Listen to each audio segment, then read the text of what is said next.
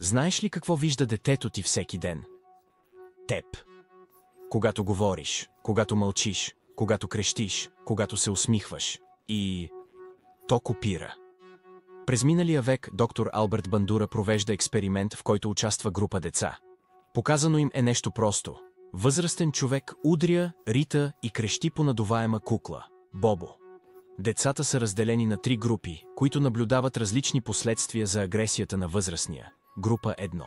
Възрастният се награждава с похвала или награда за агресията. Група 2. Възрастният получава наказание или порицание за проявената агресия. Група 3. Няма последствия, не се реагира на агресията. След това децата са оставени сами в стаята с куклата. Реакцията? Децата, които наблюдаваха как възрастният получава награда след агресивното си поведение, започнаха да удрят и ритат Бобо и да крещят по същия начин. Тези, които видяха, че няма никакви последствия, също проявиха агресия, но умерено в сравнение с тези от първата група. Децата, които видяха възрастният да бъде наказан, много по-рядко показаха агресия. Изводът?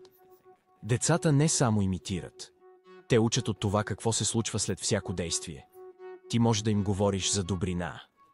Но ако те виждат да решаваш проблеми с викове, познай какво ще изберат. В днешния свят куклата Бобо е навсякъде. TikTok, YouTube, Netflix. Искаш ли алгоритмите да възпитават детето ти? Или предпочиташ ти да имаш контрола? Ако ти не си ролевият модел, интернет ще поеме тази роля. И това, приятелю, е експеримент, в който не искаш да си само наблюдател. Моралът. Децата не слушат какво казваш. Те гледат твоето държание. И това е истинският урок. Книгата «Как да възпитаме щастливи и уверени деца без травми» не идва с празни обещания. Не с морализиране, не с назидания, а с реални примери. Ситуации от ежедневието, игри, думи и действия, които реално работят.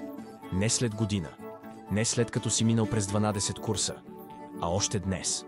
Защото всяко твое действие възпитава. Въпросът е в какво?